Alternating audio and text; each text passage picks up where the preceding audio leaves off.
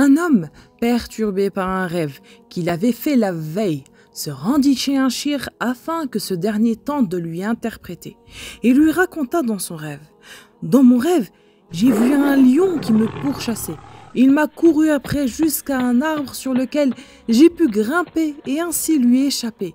Du haut de la branche sur laquelle je m'étais installé, je vis le lion s'allonger, attendant calmement que je redescende. Soudain, derrière moi, j'aperçus 2 rats rongeant la racine de la branche sur laquelle j'étais assis. L'un des 2 rats était noir, l'autre blanc.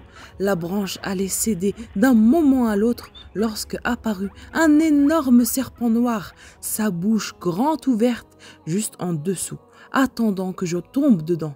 Je cherchais alors quelque chose sur quoi je pouvais m'accrocher pour échapper à mes prédateurs. C'est alors que j'aperçus sur une branche au-dessus de moi une ruche dont les gouttes de miel tombaient les uns après les autres. J'attrapai une goutte qui me parut si délicieuse que je me plaçai juste en dessous, la bouche ouverte, et avalai goutte par goutte tout le miel qui en coulait. La seule chose qui m'inquiétait sur le moment n'étant autre que les abeilles. Je finis par me perdre dans la douceur du miel, oubliant les 2 rats grignotant la branche, le lion couché sur le sol et le serpent, sa bouche grande ouverte. Puis je me suis réveillée. Le shir lui dit: « Le lion que tu as vu est à mort. Elle te suivra où que tu ailles, même si tu l'oublies. Le rat noir est la nuit, le blanc est le jour. Ils te tournent autour l'un après l'autre et grignotent le temps qui te reste à vivre pour te rapprocher de la mort. L'énorme serpent noir, elle t'attend, elle est là. Elle t'attend jusque tu tombes.